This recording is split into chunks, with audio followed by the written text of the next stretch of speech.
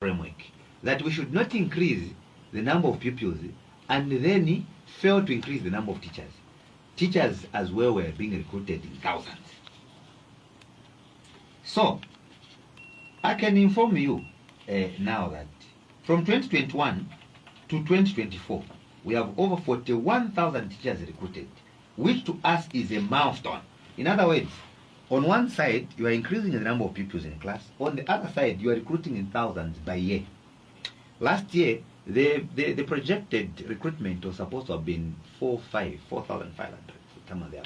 But government went beyond the target and recruited over 7,000 teachers. The first time that we did the recruitment, we were over 30,000 teachers. Seconded one, over 4,500 teachers. This year, of course, we look forward to a more recruitment. So, it is a balance. On one hand, big numbers. Then what other things have we done? Because it's a structured program. It's not an impromptu program. It's not just a decree.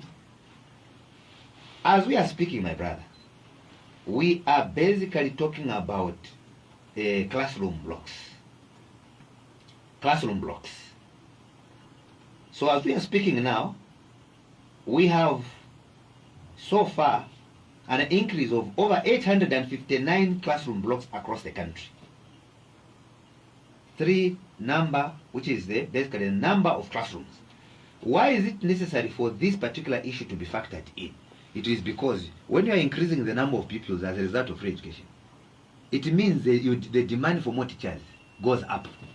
Then what do? We respond by recruiting in thousands. On the issue of the quality, what has been a concern from some stakeholders? Here I'll make reference to the Zambia National Education Coalition. Let's just take a listen to what the executive director had to say. The trend now is that if you meet an old person who did education a long time ago, they are more likely to be literate than the young ones that are currently in school. Meaning that we are actually losing in the sense that the young one now can learn from grade 1 to grade 5 without knowing how to read and write. And it was made actually, when by the introduction of the use of a local language as a medium of instruction. In the category of free education, we have a huge task to ensure that we have interventions that are going to help us promote literacy. So that's the Zambia National Education Coalition, ZANIC Executive Director George Hamsunga, who also made reference to the statistics from the 2022 Census of Population and Housing,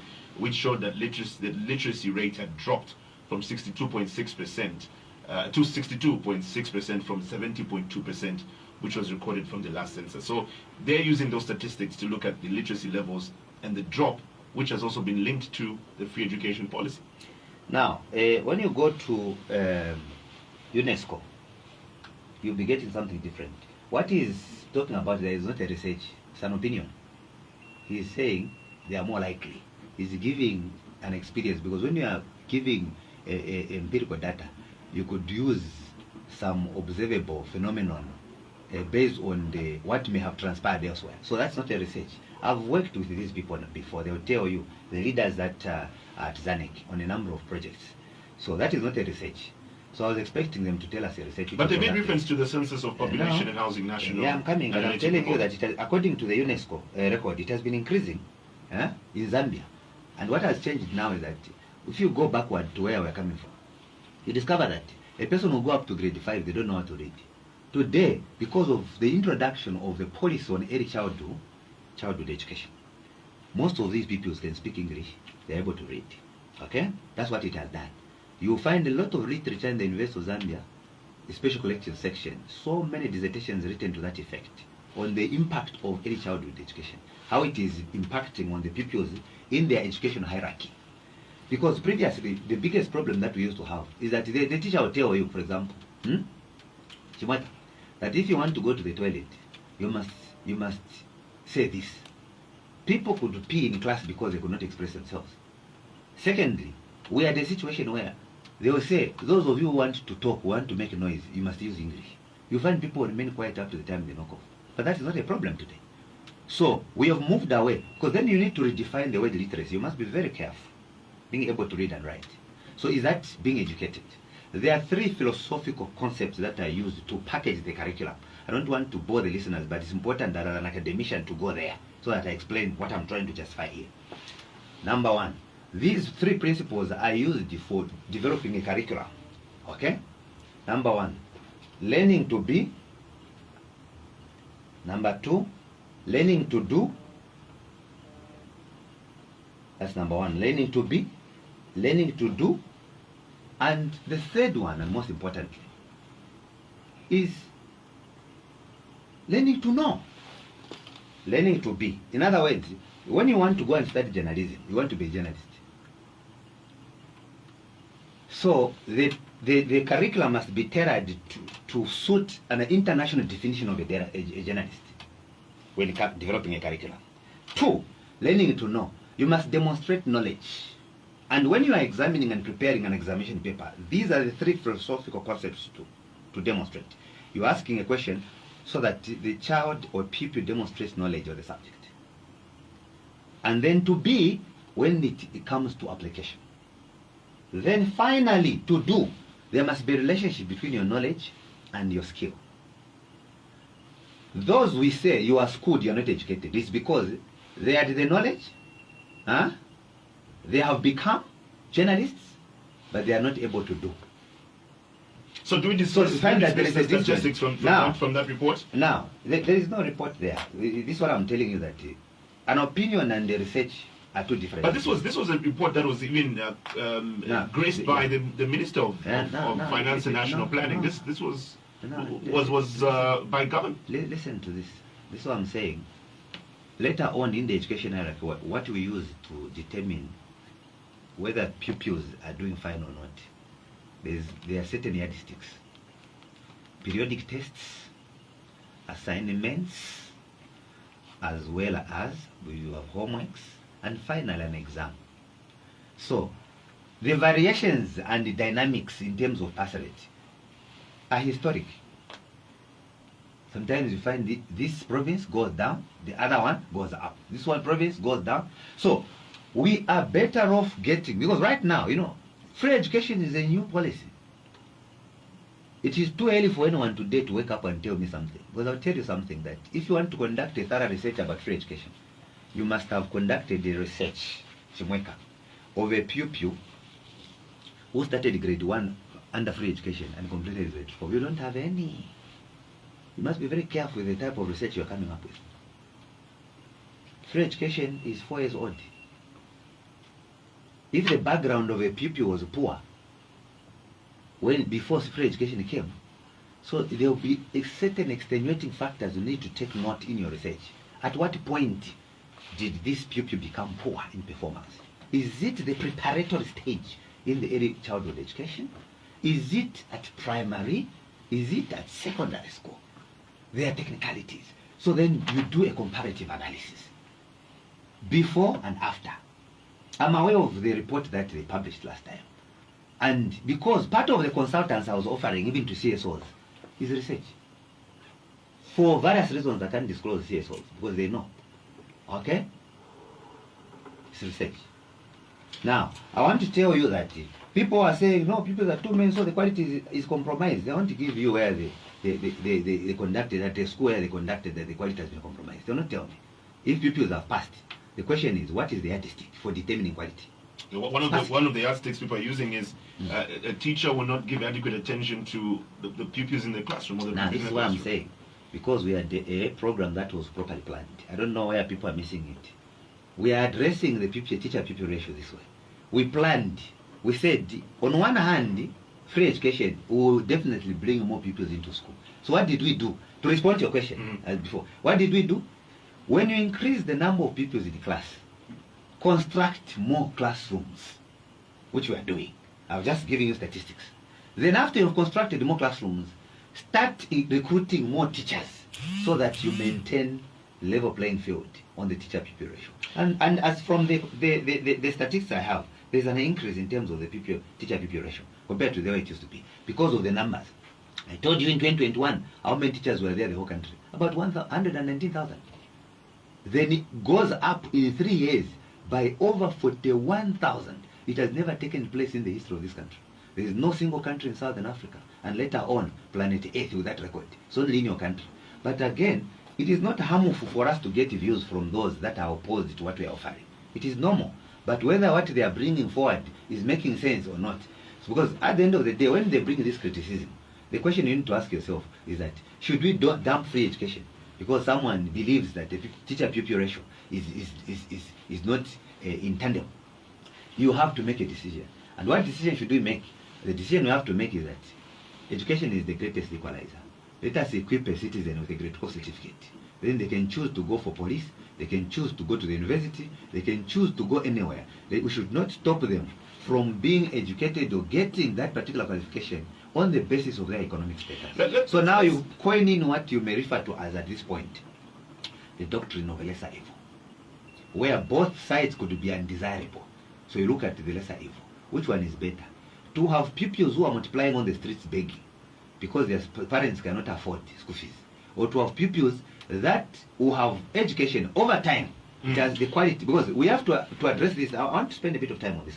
We must address these two things differently. First of all, what is the first point? Many pupils were out of school. What is the impression? 2 million have been added. What is the concern? Quality. How do we address quality? And now this is the question now. How are we responding to quality? We need more schools to be built, which is now coming under CDF. Number one. Number two, how do we deal with the issue of teacher-pupil ratio? We need to recruit more teachers. Now, let's touch on another promise by President Hakainde Hichilema and the commitment he made to the Zambian people, which is the observation of the rule of law. And you spoke about that also earlier. That's been a key issue. I remember even his first address in the National Assembly, in Parliament, he spoke about this, saying there'll be no sacred cows under his watch, and the rule of law will be respected in this country. Now, if you look at where we're at today, can we really say this commitment is being fulfilled? Especially that, again, not so long ago, we were even hearing from the Anti-Corruption Commission, who have stated that their cabinet ministers being investigated who have not been named, and this has also been a concern by some members of the public, because we've seen other individuals, especially from the opposition, who get to be investigated, and if information is publicized, and sometimes to the detriment of these individuals, because some of these individuals get acquitted or their cases do not go far, and they still have that dent in terms of their image as corrupt individuals. So when we look at the rule of law here, can we say from that aspect that it's being respected? So it is one thing to discuss, it is another to demonstrate. And the question that we need to ask ourselves is that, who is corrupt that we can have a fair conversation? And that person has been identified that they are corrupt. What did they steal? And that nothing was done by the police. That should be the conversation. Then we'll be fair with each other when we discuss corruption. And secondly, when law enforcement agencies have suspicion, they start investigating. They are not saying they have found probable causes to cite you as a corrupt person. They are saying they are suspicious. Because crime investigation starts with suspicion.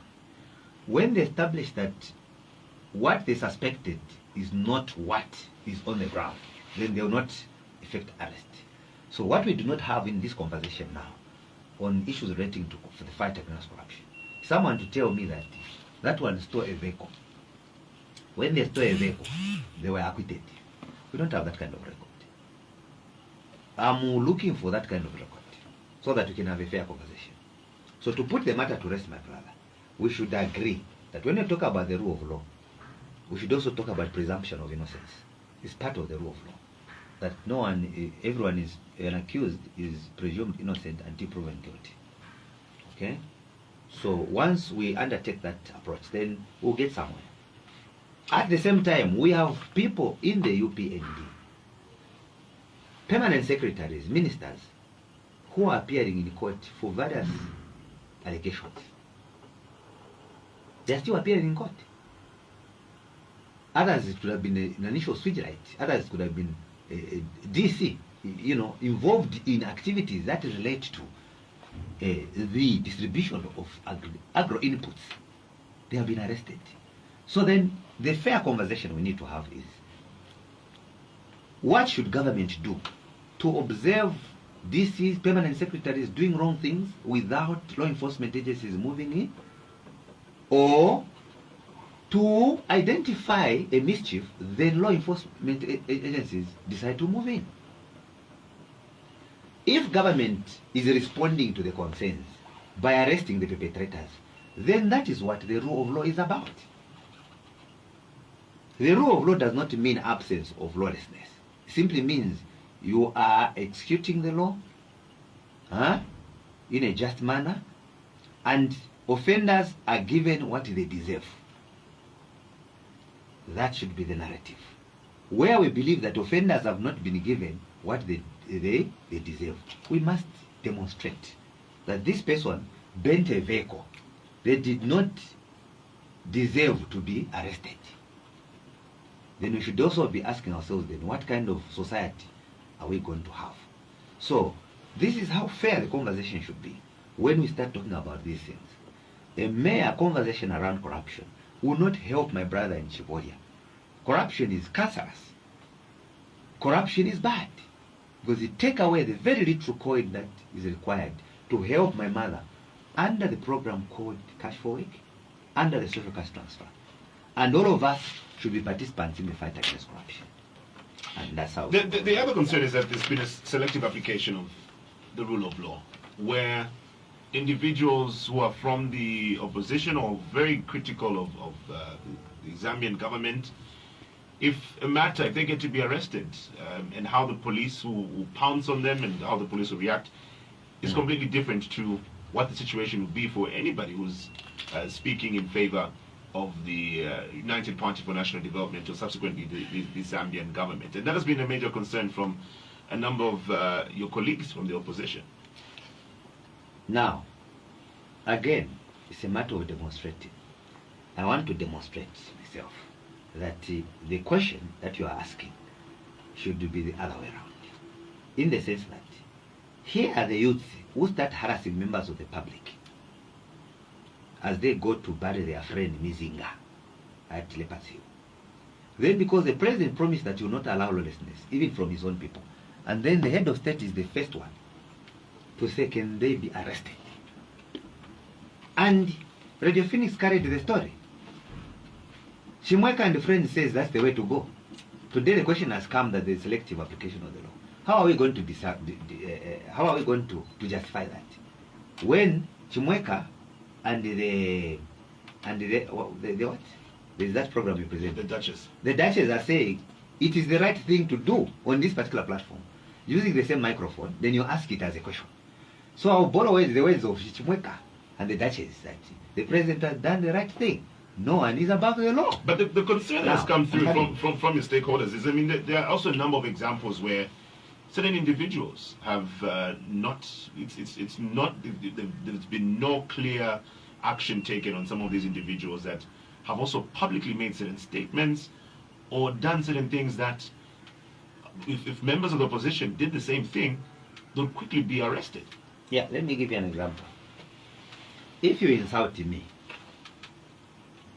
who is supposed to sue who? It's the one who has suffered the injury.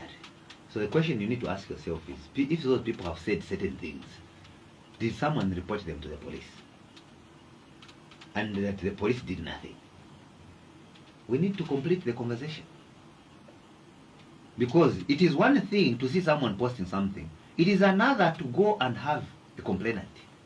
Shouldn't that actually worry you that people perhaps do not have confidence even in the law enforcers, that perhaps no action will be taken? Maybe that's why that has not been happening. If there was no confidence in the law enforcers, a number of us wouldn't have been going to the police from the time immemorial to report offences. You remember that even UPND was reporting people at the police in the opposition. Number one, even writing other institutions for laws that were broken. The breakdown in the rule of law. Abuse of fundamental rights and freedoms of citizens. But then, the concern we must advance must be also backed by examples that I have reported this person who broke the law and the police have done nothing. Then we can now escalate the conversation and say, why didn't police officer B take action? to merely have a conversation premised around accusing other people and say, there are people who have said things and nothing has been done. Have they been reported? Have they been reported? And the conversation should be, yes, they were reported, but nothing was done. Then we'll be fair with each other. When I'm injured as an individual, I go to report to the police. I have matters that I talk about them. I went and reported to the police. Previously, people would take the law in their own hands. They would start hunting down fellow citizens because they believed they were above the law, with machetes going to flush them out of their houses and setting their houses ablaze. But not anymore, because my president is saying, if you break the law, you are on your own. I know he will not defend me if I take the law in my own hands, thinking that I'm immune to prosecution. Because when you are given the mandate to run the country, you must always realize that there is tomorrow.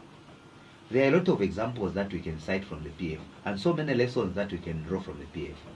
Like I have always said, that even the UPND members that involve themselves in criminal activities should also remember that there is tomorrow.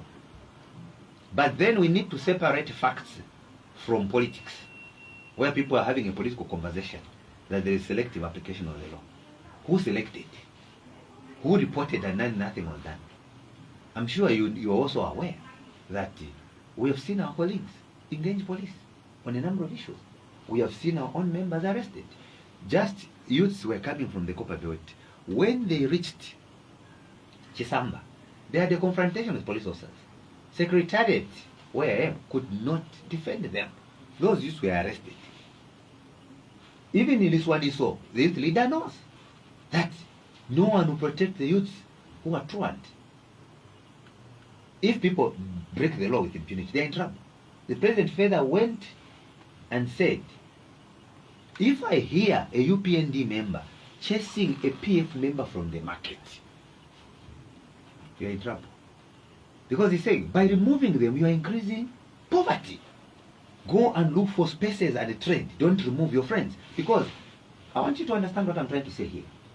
All things being equal, if we go back to the old type of politics we were practicing, you discover that the moment a new government comes in, all the cadres will go and flush out all those political party from the market and bus stations, then they take over. But the president was the first one to sound the warning. And this message must resonate with all the cadres. So, in all fairness, my view is that can we be judged fairly based on empirical evidence that someone reported? Chisha sends a message here, says, how come when an ordinary citizen does anything wrong, they're spotted even without anyone reporting? So police suddenly wait for someone to report when it has to do with the UPND? Now let me tell you, that is a very good message from Chisha. But I want to tell you that police cannot arrest you without a state witness. Someone must report. Because the police themselves cannot be state witnesses alone. That's the criminal procedure. Otherwise, the matter must be dropped. They must identify a complainant. That's the process before they take you to court for a criminal offense. Who should say they are affected by the words used by this person, not the police. There should be someone there to open the docket. These words published on this day affect me. So when you post like that, you must be very careful and understand that there is a legal process. Thank you. We'll speak also into issues of the cyber laws and generally state of democracy and freedoms in this country. We'll break off for the community news at 10, and right after that we continue with Let the People Talk. Our guest is the UPND Media Director, Mr. Simuuwe. We'll also open up the phone lines for you to call in and weigh in on the conversations. You're at the till. Groceries packed, then boom. No wallet. No card. Don't stress. With StanPay by StanBank, you just approve the prompt on your phone and enter your StanBank PIN. No cash, no card, no drama. StanPay works wherever you shop. It's quick, safe, and 100% digital. Cardless, cashless, seamless. Activate your mobile banking to enjoy StanPay by StanBank at all Consequence Pay points. You have to go down to that disturbing the page. Disturb the page. The time is 10 hours. Time for the community news. The community news on Phoenix FM. Luwingu District Commissioner urges cooperatives to be proactive. Mpika Council challenges 30 plot owners to develop their land. To present the community news, I'm Lucibilo Gondwe. Luwingu District Commissioner Chomba Chileshe has challenged cooperatives in the district to be proactive and contribute to national development. Speaking at the 103rd International Cooperative Day celebrations, Mr. Chileshe highlighted cooperatives' role in sustainable development and achieving national goals. He says government has implemented strategies to support community-driven enterprises, including decentralizing financing opportunities through the Constituency Development Fund, CDF, and the Citizens Economic Empowerment Commission. Mr. Chileshe encouraged cooperatives to leverage these initiatives to improve their operations and provide affordable loans and accessible financial services. And Northern Province Principal Cooperative and Entrepreneurship Development Officer, Dene Maluti, urged cooperatives to acquire necessary documents and collaborate with stakeholders to foster development. Mbika Town Council has given 30 plot owners in Musakanya Ward 30 days to develop their plots, warning that a failure to comply will result in repossession. The plots located near Natse Bank, Mbika Diocese and Trench Town have been idle despite a 1.5-year development period. The Council Public Relations Officer, Moshota Mpundu, stated that the owners have failed to construct any structures on their plots, which is against the law requiring development within 18 months of purchase. And the Town Council Director Planning, Martha Chikwanda, emphasized that undeveloped plots distort the town's beauty, attract criminal activities, and hinder systematic development. Meanwhile, the Musakanya Ward Councillor, Kangwa Tole, urged affected plot owners to quickly mobilize resources and start developing their plots before the deadline. To end the community news, another look at the headlines. Luwingu District Commissioner urges cooperatives to be proactive, and Mbika Council challenges 30 plot owners to develop their land. Keep listening to Let the People Talk. The community news on Phoenix FM. Imagine having the financial freedom to live life on your terms. With the ABSA Ultimate Plus account, you can manage your finances, save for the future, and access personal loans. Plus, enjoy travel insurance, a credit card, and retrenchment cover when the unexpected happens. If that's not value, I don't know what is. Let's help you write the next chapter of your ultimate story. Call 5950 to open an Ultimate Plus account today. Your story matters. ABSA. Zambia, are you ready? The Infinix Summer Sale is here. 29th and 30th of August 2025. 2 days of crazy discount of up to 15% on all Infinix smartphones. Stay connected with fast charging, lightweight designs, excellent camera quality, and long-lasting power. All at prices you won't believe. And here's the big one. Buy any Infinix phone during the sale and you could win one of 2 solar kits to power your home or drive away in the grand prize of brand new car. This is big, this is hard, and it's only at authorized Infinix stores nationwide. Hurry, stocks are limited and the prizes are waiting for you. Infinix, fast, stylish, powerful. Terms and conditions apply. The Agricultural Institute of Zambia announces its first ever inaugural general meeting and scientific conference to be held on the 21st and 22nd August 2025 at the Radisson Blue Hotel in Lusaka under the theme Innovative Science-Driven Strategies for Climate-Resilient Agricultural Transformation. The conference brings together Zambia's great minds as they explore contributions towards scientific innovations in shaping climate-resilient agriculture in Zambia. Contact Brightline Africa on info@brightline.co.za. The Agricultural Institute of Zambia, creating the thriving agriculture sector through professionalism, innovation, collaboration, and continuous advancement. Try to search for the link and share. Okay. This is the password.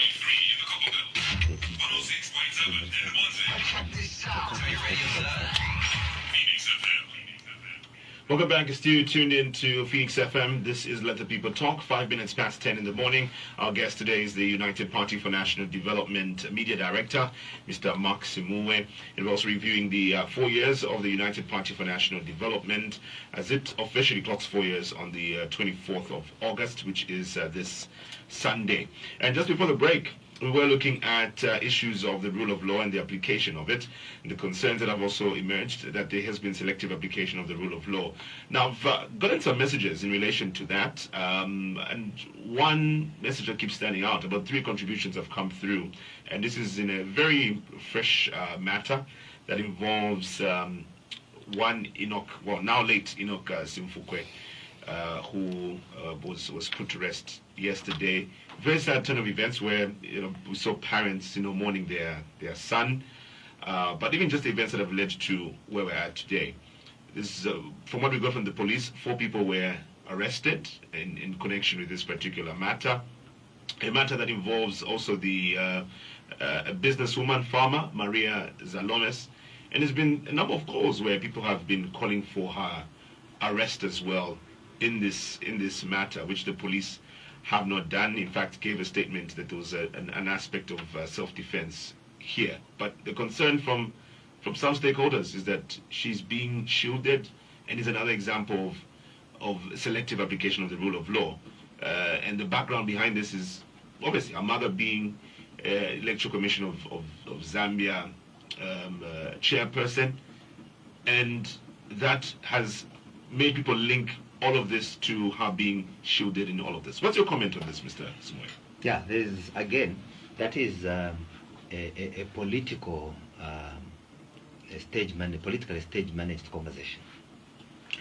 First of all, I wish to mention that we have reached a stage in the history of the country where we are using the court of social media, where people go on social media and adduce evidence and conclude everything. Others will even hold certain individuals innocent on social media. Now that's fine, that's the evolution of the media. But then, we are not going to have a situation where people want to run the police. People are trained to be police officers. And the police does not move at the speed of a common person like Mark Simuuwe, who has never done police training.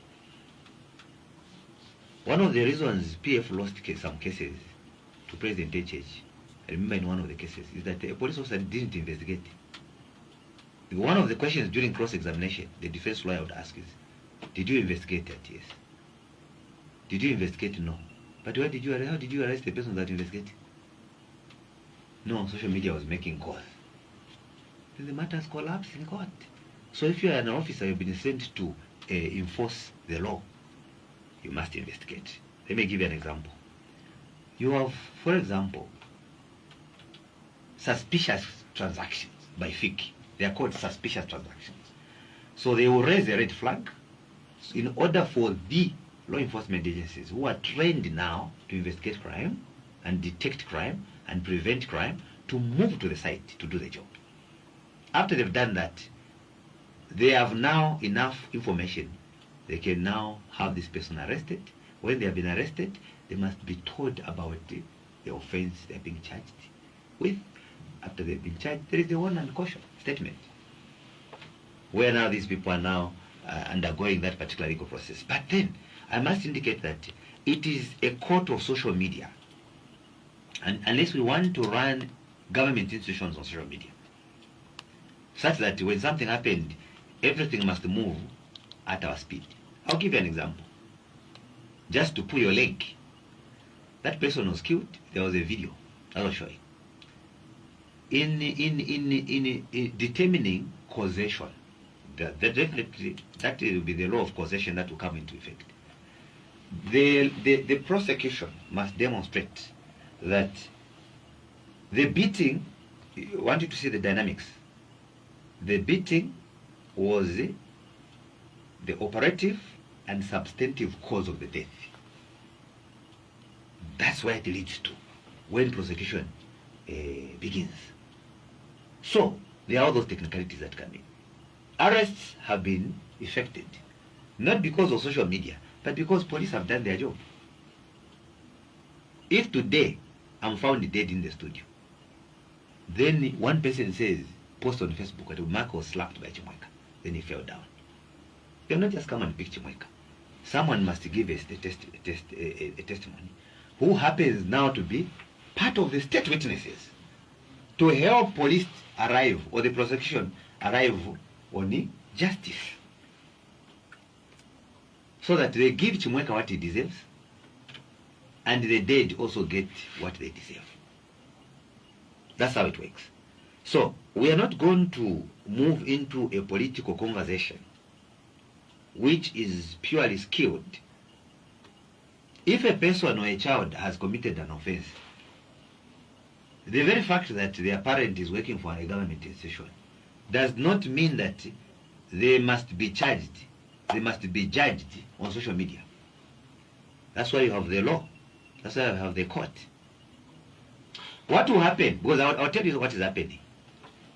Imagine out of all those people that were arrested, each one gives a testimony. Then because one of them who is standing out because maybe of the relationship with a particular prominent person is acquitted.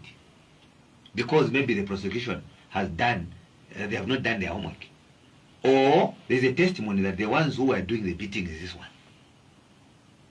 And they did ABCD. And then at the end of the day, even the sentencing and everything are different, and at the same time they are acquitted.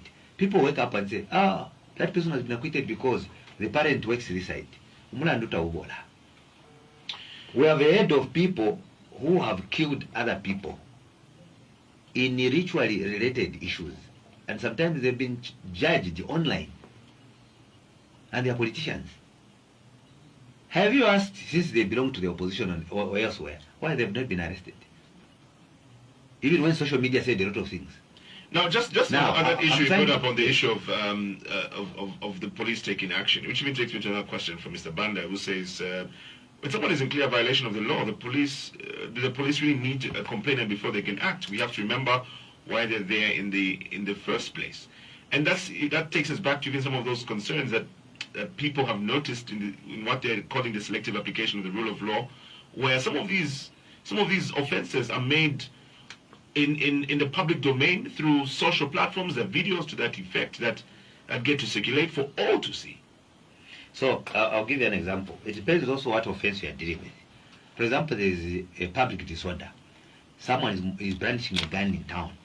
Then there is a tip-off on the police by members of the public. Police will move it. Number one. Two, police are present at the scene. Police will move in because part of their mandate is to prevent crime. Okay? Now, that's why we are saying, to be fair in the conversation, we must demonstrate a crime that has been committed. It has been reported, because some of them are a nuisance. I'm sure you understand what that means. They just border on public disorder. Okay? Then some of them are defamatory. So who suffers the injury? If it's civil jurisdiction, you are calling your brand, maybe you're projecting me differently online. There may not be a criminal element there. So if there is no criminal element, and I'm the one who has suffered the injury because you've written about me, I'm the complainant, not my neighbor. So it also depends on what kind of offense you're talking about. You cannot wait for a person to report if a life has been lost. Police will definitely move in to investigate. Because when you are dealing with the police, they are not adversarial, they are inquisitorial. In other words, they inquire. The one that is adversarial is the justice, is the court system. The court will not go. You must move the court that this person has broken the law and demonstrate how they have broken. Then the court will make a pronouncement. So now, what we are saying is that when we are raising these things, we should not mix them with political conversations. We will not win the battle. Because I've demonstrated also where UPND members are being arrested. So they should demonstrate where a minister has been found with corruption and they've been exempted from, or they are immune to prosecution. Now, the challenge that we are having is that people send messages, they do not tell me which minister is corrupt and what they stole.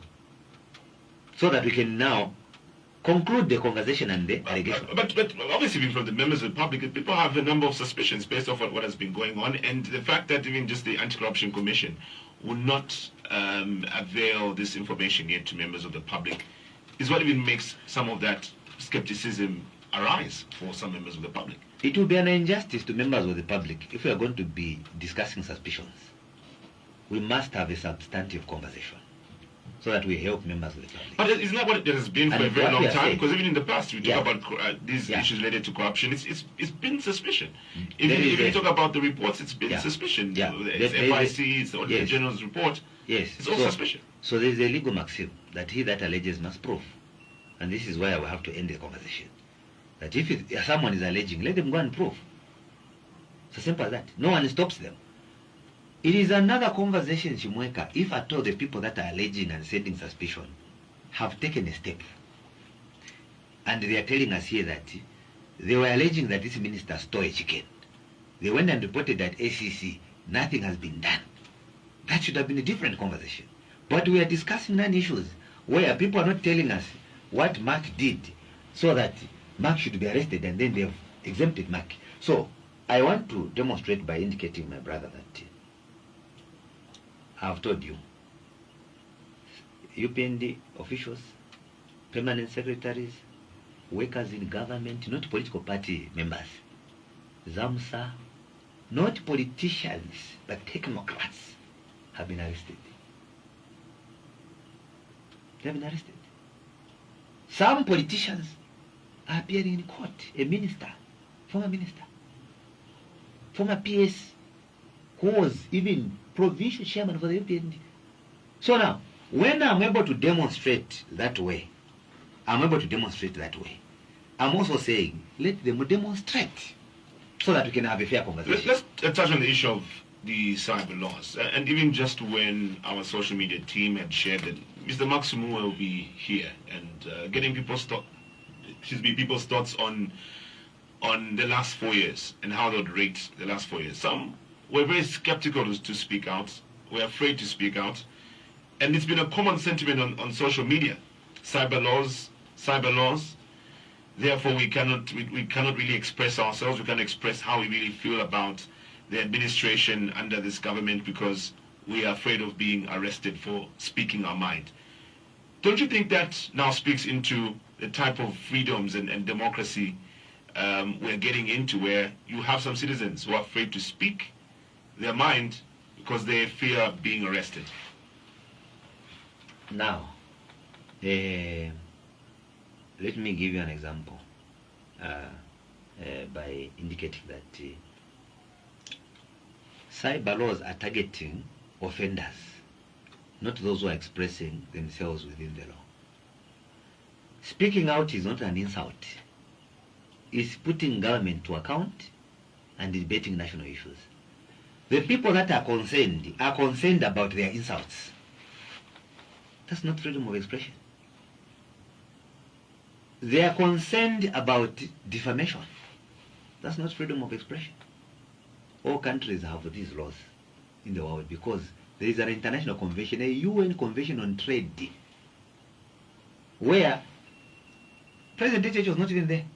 There were other presidents. They went and signed as signatories on behalf of Zambia. All the countries in the SADC region, go online, those of you that are listening to the program. Malawi has cyber laws. Botswana has cyber laws. Well, how did the international community come up with that? Because what has been happening is that previously, you would steal money from my pocket when I'm looking in another direction, because I was putting money in my pocket together with a wallet. Today, because I'm putting money in my SIM card electronically, people are using a computer to come and steal from me. So what this law has done is to follow those who are sending a computer to go and steal. That's what the law have done. They are no longer going to, very few are going to the pocket, but they are now using a computer. They send it to go and steal from Simuuwe. The other example is that previously, you will stand on the ante and start insulting me, Simuuwe. Today, I'll pick my computer and send it and say, go and insult Simuuwe. then the computer will start insulting Chimweka on my page, insult Chimweka. So laws have been made to follow the computer which has been sent. Because human beings have changed their way of committing offenses and their way of insulting. So laws have been made which follow the computer that is being sent. And these laws are there to go and stop the computer which is being sent to go and insult Chimweka. And we call them cyber laws. So, if insulting me directly is an offense, if you insult me online, it's an offense. That's what laws have done. So people are saying they can't express themselves because they are told not to insult me by sending a computer to insult me.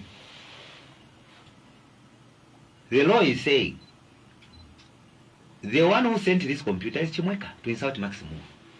So can we follow the one who sent the insults using the computer?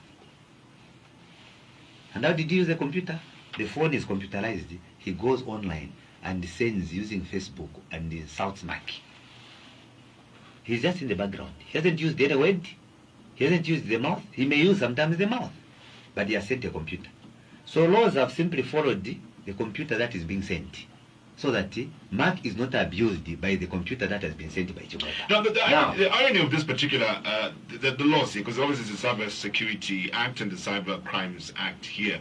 The irony of the introduction of the cyber laws is, and this, I guess, will haunt the UPND to some extent, because the Republican president, when he was in the opposition, was not comfortable with the cyber laws being introduced. He spoke against this. In fact, he committed that this would be abolished once he forms government, once he becomes Republican president. But this is the same law that now, interestingly enough, you as the ruling party find very convenient and as such a good law. Now, we are mixing up things here, and it's important that you've asked that question.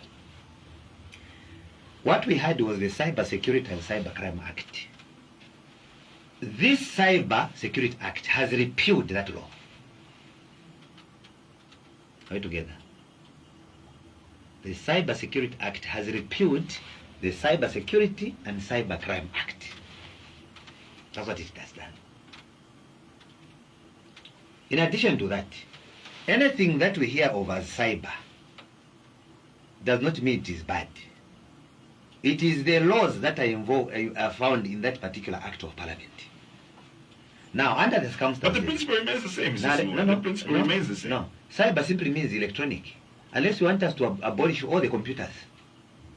Cyber is basically... But if you talk about the laws that have been enacted, the yes, principle remains the same, now, with the concern being that people's freedoms will be curtailed. And that's the same concern today. Let me demonstrate, my brother. Even if you remove this law today, Cyber Security Act, I want to give you an example of accessing my private information. There is already a case law which involved a couple and a phone. That a phone is a private gadget. The court ruled. So that law exists through that case. What this Cyber Security Act has done is to codify this judgment, to put it that a phone is a private gadget. In other words, there is already a ruling in court. Even if you remove this law, you can still be arrested for violating my getting into my phone without the permission. And this was about a couple. Secondly, there is a law, my brother, on the criminal trespass. So what this has done is that we were sending a computer to encroach. It's the same rules. Where you come in my yard, start taking photos without permission. What we use as standard media enforced that law a long time ago. I'm sure you've worked for BBC Media Action. What do they do when you go to interview people in society? Don't they use consent? They use consent. You are basically getting news. That's what BBC does. There will be a consent form to sign, informing the people that you cover that the information that they are gathering will be used in public. We are just coming from behind ourselves. CNN does the same. I told you I've worked with CSOs, civil society organizations, for consultancy. It's the same thing. When I went to conduct a research in Fuanyama, part of the rules they have is that you must first seek consent. Even in research, there should be consent. They sign that this information be used for academic purposes. Now, if you do not seek consent, you can be sued. Now, what we have done is to get such kind of laws and codify them in this particular law. What is wrong with that? And that was the biggest question that was also asked Now, at that particular time. Yeah, and that's why I said the principle yeah. remains the same. That even as it was being enacted at that particular time, there was a broader context to it. But you as the politicians narrowed it down to people's freedoms being curtailed, and the same thing is happening. That's why others are saying that this is beginning to haunt you again, because you, of course, would argue it from the broader perspective and the benefits and the larger perspective. But at the same time, the bottom line for some stakeholders is that their freedoms of expression get to be curtailed, and people don't freely get to express themselves because of this of the laws. This is what we are saying. I'm deliberating to explain that no one has been arrested for saying UPND has failed. People have been arrested for insulting. So can you separate it? No, I'm not hearing of anyone saying someone was insulted, he was arrested because they criticized load shedding. You need to give me an example of that person. But I am aware of people that went out of their way. Because what the law has done is that freedom of expression is not absolute. It is limited by the Constitution. It's not absolute. It is in Zambia where some citizens believe it's absolute. It's limited by the Constitution. All the fundamental rights and freedoms are limited by the Constitution. I want to demonstrate. There is what we call derogations. Derogations are exceptions to the rule that you don't have absolute freedom. For example, if you have a disease, then you are excluded by the government. You are told you are not going to, you can't claim freedom of association. So with that particular point, then what was the fear before? Because did we have people get arrested because they said the Patriotic Front government has failed merely for saying that? So what was the fear then? Because the same principle can apply. The fear before was that they pushed in laws that were arresting people even for criticizing government. They decided to send people to... Were there examples of that? Yes. President HH was a victim. He said they sent youth to Sudan where there was war. Later on, when HH was freed, Karaba was minister. He went on the podium and announced the scholarships to Sudan. You get the point? But the point Now, in that case here is another point. Is not the same. No. I'm trying to demonstrate. You asked me to demonstrate. The second thing, the first time that the FIC report came out, I'm sure you saw that there were terrorism-related activities there. HH raised that. He was arrested. But the FIC report, which was rejected by ECL, may his soul rest in peace, had the information for which HH was arrested. So, in other words, that law sought to arrest even whistleblowers. Today, when we talk about this issue, we are not only talking, we are also protecting, for example, why? Because it's only in Zambia, you travel, it's only in Zambia where the internet is porous. You are not going to go and start discussing Simuuwe and his girlfriend online. I can give you examples. Go to China, they will arrest you. Go to Dubai, they will arrest you. Go to USA, you're in trouble. Do you know what? That's why the same Facebook, those rules you find, such as one, cyberbullying, you've seen them when you are reporting someone on Facebook. Cyberbullying, nude pictures, fraud. Facebook is not scared of the laws in Zambia. They are scared of the laws in USA. That's why those things are. That's why you've seen the owners of Facebook from time to time, they have been summoned by the government there. So, in cutting the long conversation. So we can also open up the phone lines. Yes. In cutting the long conversation, I'm simply saying, my brother, that people are free to criticize Simuuwe.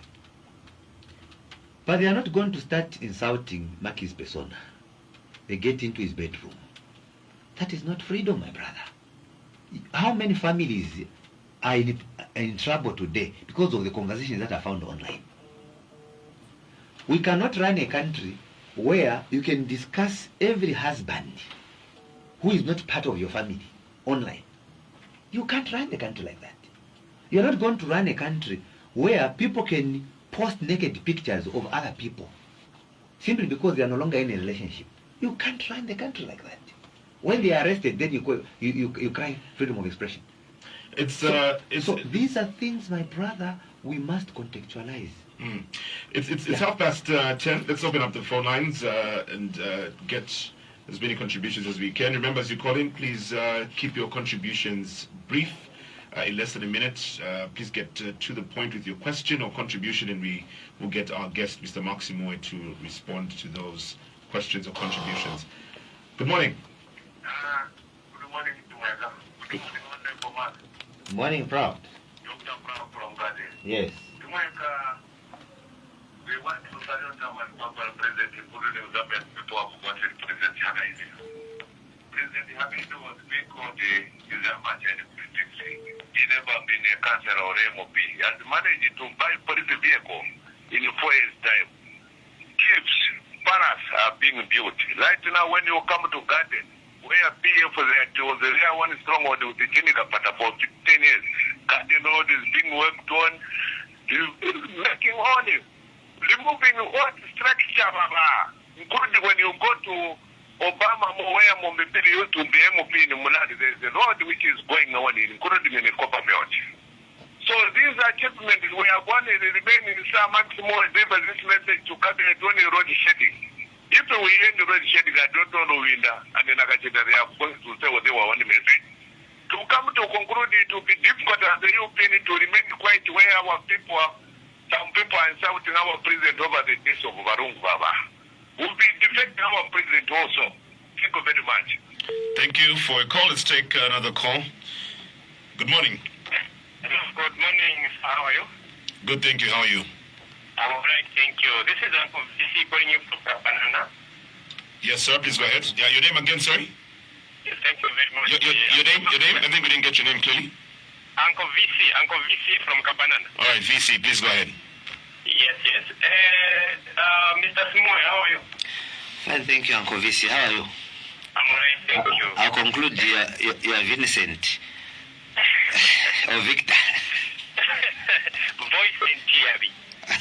Okay. Yes. Thank you. I'm looking at the Bangono. UPND Government is working very hard. The only thing that we have with Zambians is that we always oppose even a good thing that the government is doing under his excellency's leadership. That's why the government said, now they try not to have with Zambians to get a loan and buy a food. Get the law in beer. I think it's not acceptable. Let us support this president. Otherwise, the guy see a good day and have to clip his until this time. Otherwise, UPND is working very hard. Thank you very much for the president and the workers in place for this country altogether. Thank you. Let's take another call here. Good morning. Hello, good morning, Mr. Chimweka. Good morning. Morning, sir. Okay, my name is calling in from Illegal Park. Your name again, sorry? It's Collins. Collins. Collins. All right. I think your maximum your government hasn't been inclusive on the issues of electricity. Because if we remember the last statement they gave was by August, the power issue was stabilized, but what have we seen? Waste. Every time it's waste. You know how much us who are doing those small businesses have been affected, and we will never forgive you for the electricity issue. Right now, I've got a colleague who's just coming from Zimbabwe. The water situation has stabilized in Kariba, but the problem we're still facing this critical power shortage issue is because you are exporting power. You are exporting power, and this has affected so much of us who are surviving on our own. And we are watching you. Otherwise, selective justice again is there because that person who was filming that incident should have also been arrested. Thank you. All right, thank you. We'll take one more call before we let Mr. Simuuwe respond. Hello, good morning. Hello, good morning. You're through to let the people talk. Who's on the line? Okay. Okay, thank you. Mr. HH. It's a pleasure. Hello?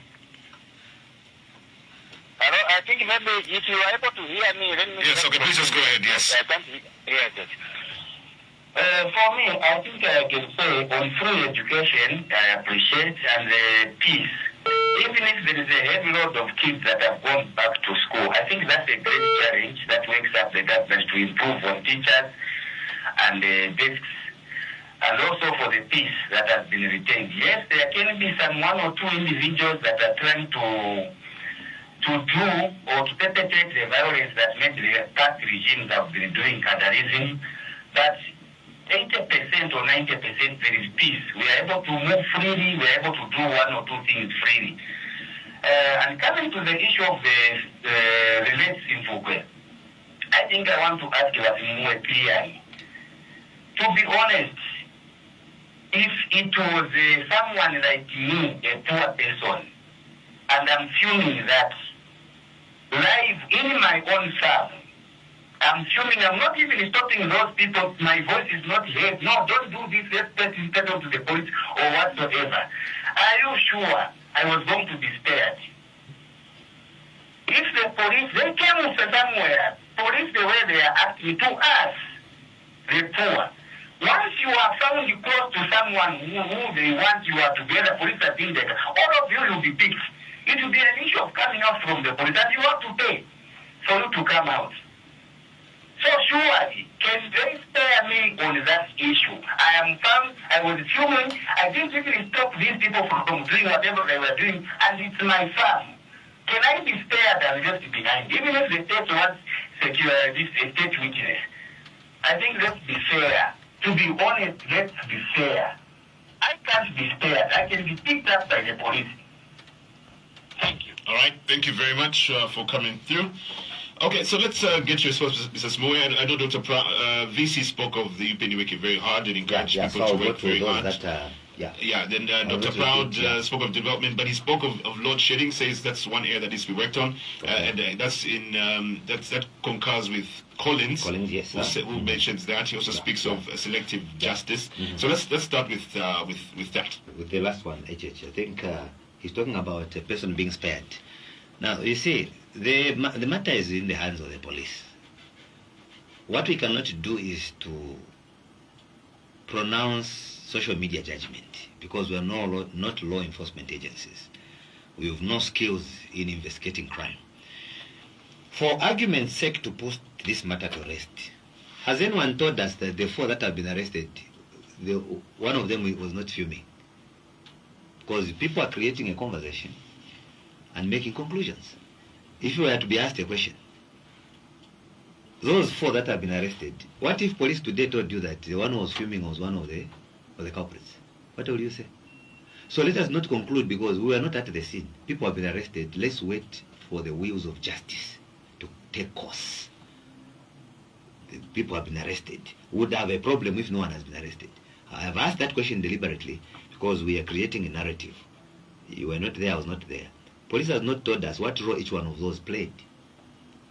But you already have people on social media discussing the role that each one of them played, but they were not there. So, let me quickly get to...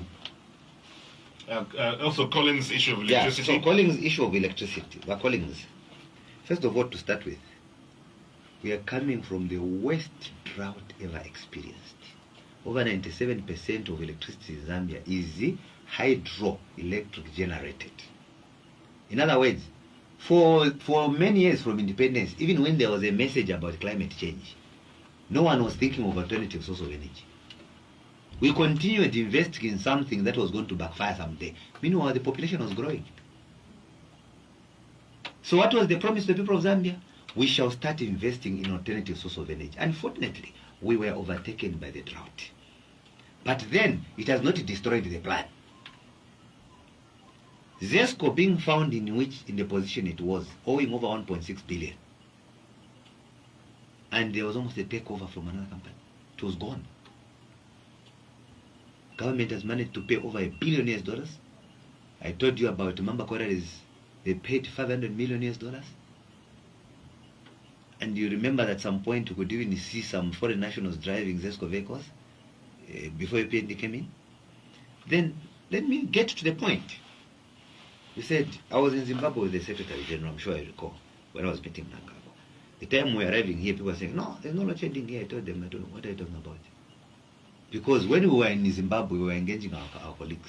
The first question they asked the SG was that, how is the Zambezi River? We are worried.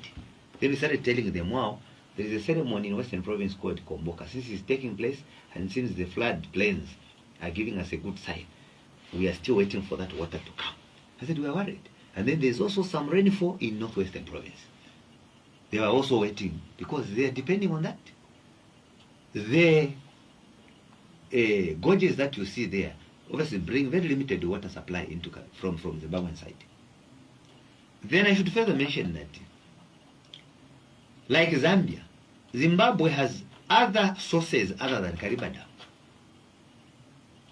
which sources you do not have.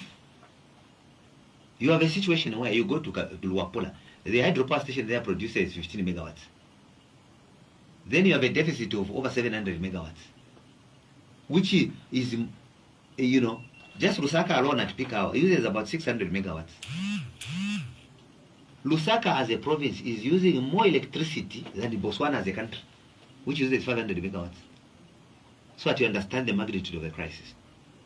Issues relating to exports were announced by the chief government spokesperson. The government recorded the power when we had a crisis. And true to the fact, I'm sure many parts of the country have started receiving at least at a minimum maybe 9 hours now. But with the fact that we got into, we had load shedding again, is it safe to say that this is a lack of leadership? Because this is something that the Republican president, again, we'll make reference to him, had said. When we had experienced load shedding under the previous government, he said it's just a lack of leadership. And he gave examples of countries where they do not have the luxury of having hydroelectricity supply. Correct. And spoke towards lack of leadership. Correct. And with he was again the same president after he assumed office, declared that load shedding came to an end, and we had load shedding again after a drought, just like it was in the previous regime. But he called it a lack of leadership then. So can we apply that principle as well now, that we've got a lack of leadership? Here is the difference. The time he was raising those concerns, okay, he had a plan in mind together with the party of putting in place alternative source of energy, like I mentioned to you, that we were overtaken by the drought. Because obviously we did not promise the drought, okay, to the people of Zambia, the worst kind of it, okay. When he was saying this, our colleagues were throwing money into hydropower stations. And his argument was that, look, there is climate change. Can we get to alternative source of energy? As we are speaking today, my brother Simuuwe, we have 100 megawatts in Chisamba. We are anticipating another 100 megawatts at Kariba North Bank. What he was talking about when he was in the opposition. Then we are anticipating another one at Kafia Gorge, another one in Utestezi. We already commissioned the 60 megawatts at Copperbelt Energy, plus another one coming in from Ndola Power. Then we have Nololo Solar Plant, which has an MOU. ZESCO, as we are speaking, has signed about 29 MOUs with different companies that will engage in generating electricity, out of about 30 by 31. Radio Phoenix was present during the signing. Then the president has come up with a milestone, because he promised the people, she's calling Presidential Solar Project 1,000, because his target is to get 1,000 watts to beat the deficit that we have been having. So the deficit that we have been having can be beaten this way. Number one, government has put in place policies under the net metering system to allow for the private sector players to generate and connect to the national grid. As we are speaking, over 500 megawatts has, so far, should be 500 megawatts is anticipated, yes. And then, in addition to that, Simuuwe, if he got at least 20 kVA or 30 kVA, he's free to connect to ZESCO upon meeting those formal requirements, and then you earn a living out of it as business. Previously, there were rigidities. Citizens could not be allowed to do that. Okay? Secondly, the government has allowed the private sector players to even reach a stage where they can even import power and sell. Thirdly, there is a southern power pool initiative to which government is a signatory. That is why this issue of a drought was not central to Zambia. It pulled all the African leaders to Tanzania to discuss energy.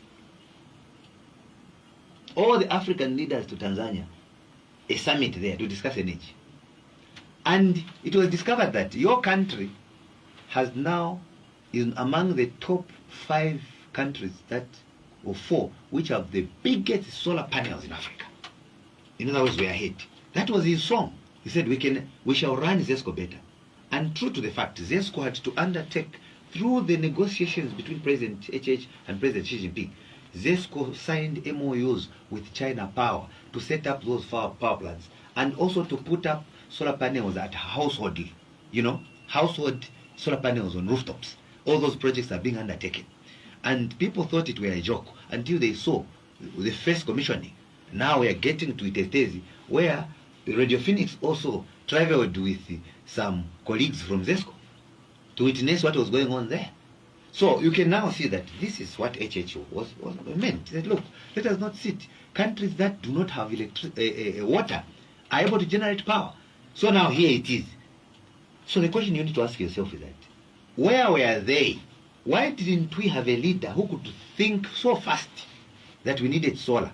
If we had that kind of leadership, we would not have gone through what we went through and what we are going through today. Now, let's take some more phone calls. 0978-895-895, 226841. Let's try to squeeze in about 4 phone calls. Good morning.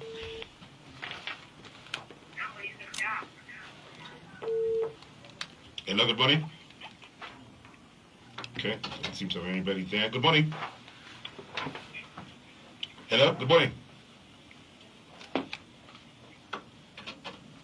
Hello? Hello, you're through to let the people talk. Good morning. Yes, madam. Yes, Bashmanan. Good morning, Maximo. Shana Bashmaran. Maximo, which is your local beauty. Okay. Maximo, if you and the money that you will walk. Ramona, the mobile money going to Masari Therapy. I'm a right to PF Yale. I'm all done on. No matter how many moments you come like 0.04, because I'm 24 hours later.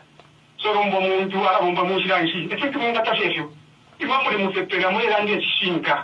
We don't wish up a which was for a school government.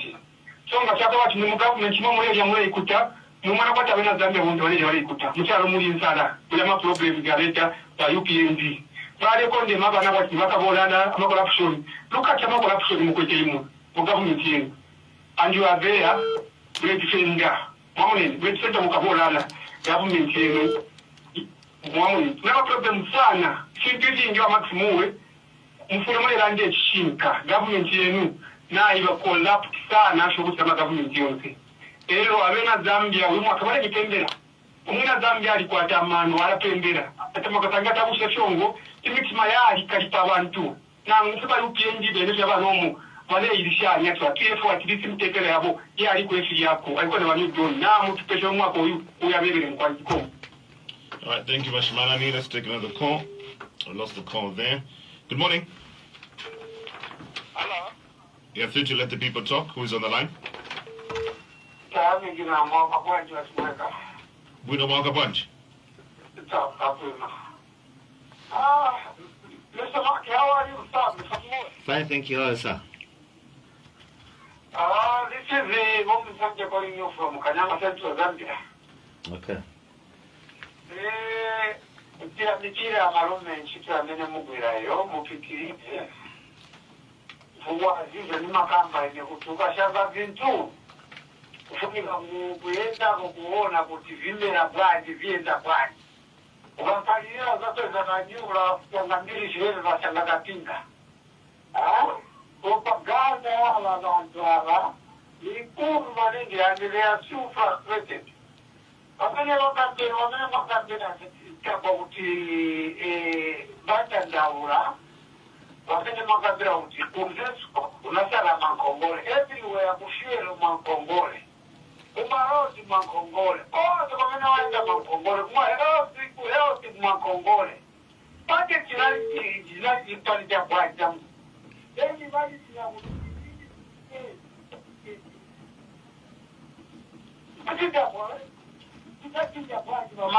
within 3 years. Don't move that for the other movement of Boko and Dalama. 750 euros.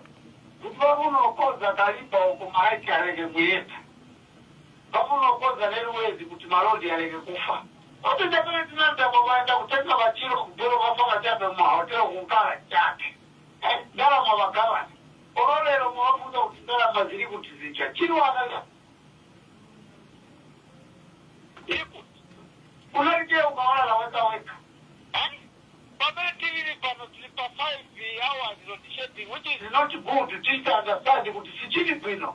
Oh, but another manager, they are not taking a time. Chipuga just a Okay, let's go home, Sanjay. Let's go more. Let's take some more contributions. Hello, good morning. Hello. You're through to let the people talk. Who's on the line? Hello, you're through to let the people talk. This is Phoenix FM. Who is on the line?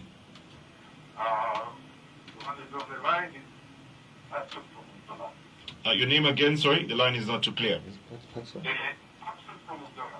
Axon. All right, please go ahead. Good morning, Mark. Morning, sir. How is Ndola? Mark, that's the thing. Right. Theoretically, okay. But the problem, Mark, what you should bear in mind is that we, the people, on the ground, are dealing with the reality, which you are attached with. Quite all right. Qatarism, like the case of Qatarism, has reduced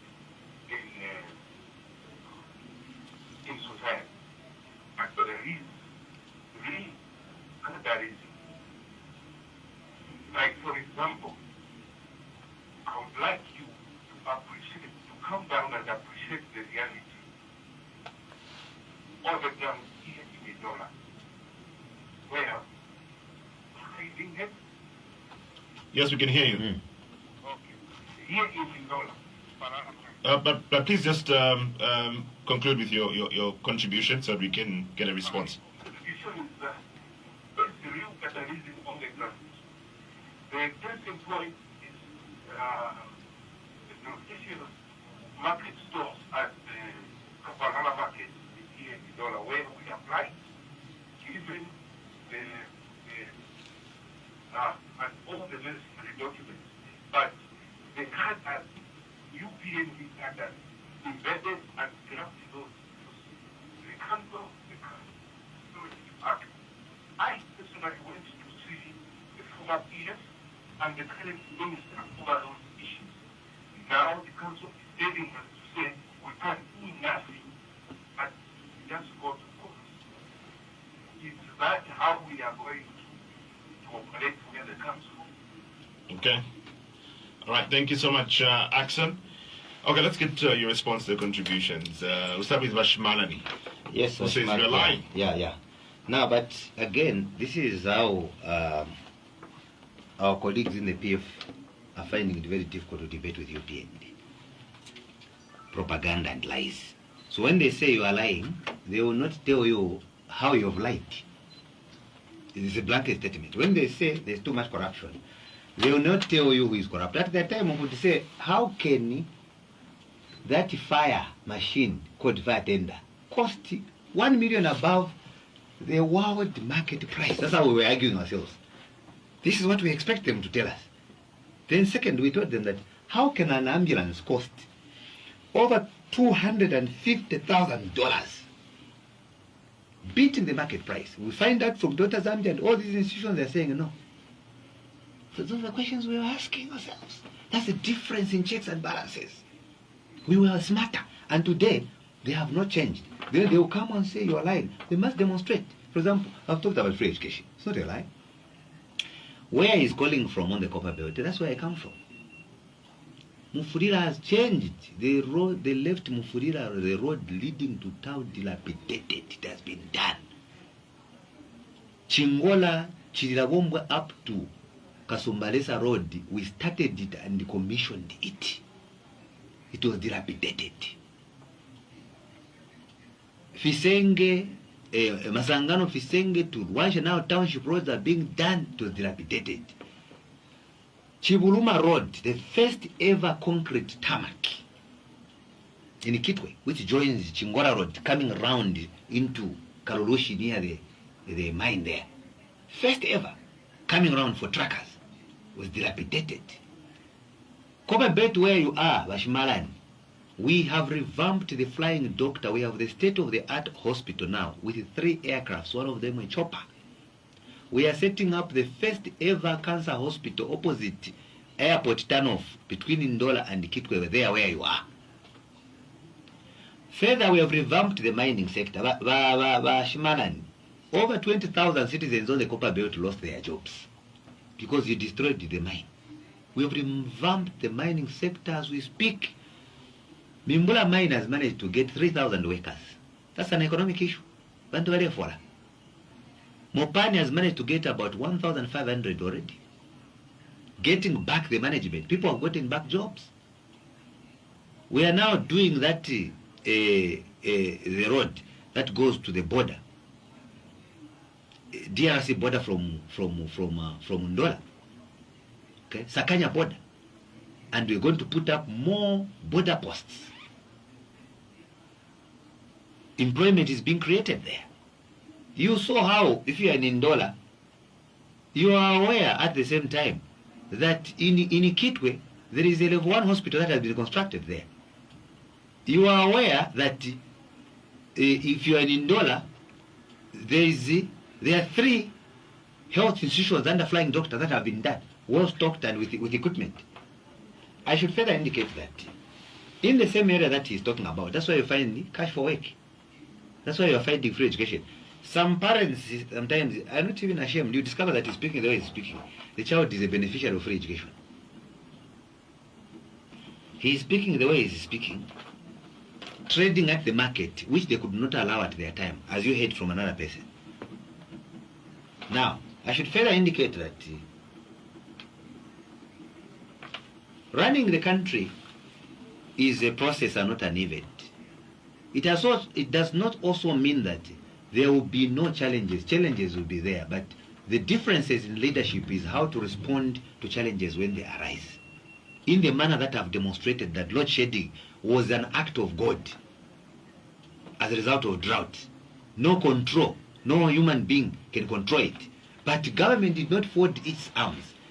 They went ahead to undertake the promises of alternative source of energy. And we are seeing these things being commissioned. Now, you should also understand that when these projects are being commissioned, the mining sector, which has been revamped, demands a lot of electricity. Meaning, even when we are introducing alternative source of energy, the demand is higher because we are opening manufacturing companies, as the case is in Chigombo, where you are now manufacturing lithium batteries, exporting to 8 countries. Another one producing cables, exporting to 9 countries. They are using electricity. Meaning, amid this deficit of electricity we have, even when we are putting up most of these projects, we must remember that there is a demand that is going up. Because when these institutions are running, they are creating jobs. It's a balance. Then I should further mention that in winding up on this particular matter, the Axon or person who has given us an instance, it's an instance that I can take up, which we need to also verify. He has given us information, because we are not there, it is hearsay. Until authorities have I don't think a trained council worker can tell them to go to what. Because there is a hierarchy there. The councils can even bring in the police. We have seen cadres being flushed out of, if at all, cadres that were involved in illegal land allocation. Government moved into, I'm sure you're aware of the forest in Lusaka, and demolished those structures. That's the kind of the government you're dealing with. That's the kind of leadership you're dealing with. In UPND cadres were very upset. Some of them. One councillor even went on social media to insult. We have expelled him. That's how I say. Those of you who take President H lightly, you don't know him. He is gone. Overland. You've heard councils being suspended. Don't joke with him on issues of corruption. You are gone. Those who work with him know him very well. So, I should wind up that the country is in safe hands. Issues of cadreism, report them to the police and tell me that the police refused to do anything. Police will move in. They have the protection of the government. And they are aware. Even when they are listening, they know what I mean. In a nutshell, as we wind up, out of 10, how would you rate how this government has fared? It's not 90 out of 10 because we can be ticking. Free education, kwenyu, 1. 2. Cash for work, kwenyu. Meal allowances, kwenyu. Clearing salaries for council workers, kwenyu. Peace, as you could hear, kwenyu. Alternative source of energy which is coming under the president's solar project, kwenyu, it's moving. Infrastructure development, kwenyu. Construction of Lusaka and Dola Dual Carriageway at less than half the price as promised in the opposition, kwenyu. Construction of tarmacs using triple P without government borrowing, kwenyu. Recruitment of youth across the country in thousands every year, kwenyu. Over 74,000 market booster loans for marketeers, kwenyu. 200,000 youths graduating from vocational training and skills training in carpentry, welding, general agriculture, fish farming, tailoring for free, kwenyu. Above all, over $1 million US going to each constituency across the country without bias, kwenyu. And most importantly, 2026, kwenyu again. So what do you think needs to be done next? What do you think the government needs to work on now? The point is that the things that are being raised, which are remaining as challenges, are being worked on by government. I've talked about load shedding. I've demonstrated what is being done. We'll talk about the cost of living. There is a bumper harvest. We have Eastern Province producing 535,000 metric tons. We have now a bumper harvest now because we have a bumper harvest. Because the president promised the farmers, produce more. Then they said, where are we going to find the market? They said, when you produce more, surplus we shall export. Then the government enabled them by giving them credit facilities for irrigation equipment and said, we want agriculture. I want you to underline this. We want agriculture to be used now as a business and should not be tied to the rain season. It should be an annual event going from January to December, planting. That's the president. Then he said, but we have too much. He said, I have signed market access agreements with Rwanda, United Arab Emirates, China, South Africa. Then we can earn a living from agriculture. That's your president. What has he done? There's a bumper harvest. He tells you what he promised you. There's a bumper harvest. Then you are saying don't export. Now listen to this. Do you know the danger right now of not exporting the surplus? I want to tell you as I wind up.